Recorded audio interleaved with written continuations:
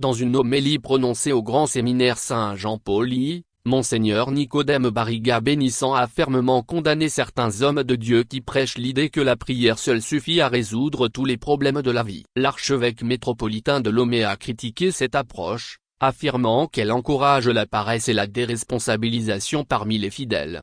Monseigneur Barriga Bénissant a souligné l'importance de l'action personnelle, en plus de la prière. Il a déclaré: de plus en plus, nous tombons dans ce travers pour faire croire à nos fidèles qu'il suffit de prier pour que tout soit résolu dans leur vie. Mais qui a dit cela? Qui a dit qu'il suffit de prier pour que sans aucun effort tout soit résolu dans la vie de l'homme? Ne soyons pas des marchands d'illusions. Notre peuple est en train de se dépersonnaliser. Nos églises sont remplies des gens qui crient à longueur de journée mais qui ont démissionné de leurs responsabilités. Dieu ne viendra pas changer notre société à notre place. Il a critiqué la tendance à utiliser la prière comme une échappatoire, plutôt que comme un complément à l'effort personnel. Il arrive parfois qu'on se retrouve devant des situations qui ont besoin simplement d'un peu de volonté mais on se contente de prier et on s'en va comme si l'on avait tout fait. N'enfermez pas vos fidèles dans des prières refuges. Ouvrez les portes pour qu'avec la grâce de Dieu il puisse agir. Car Dieu nous donnera des opportunités et il nous appartient de les saisir pour transformer la réalité,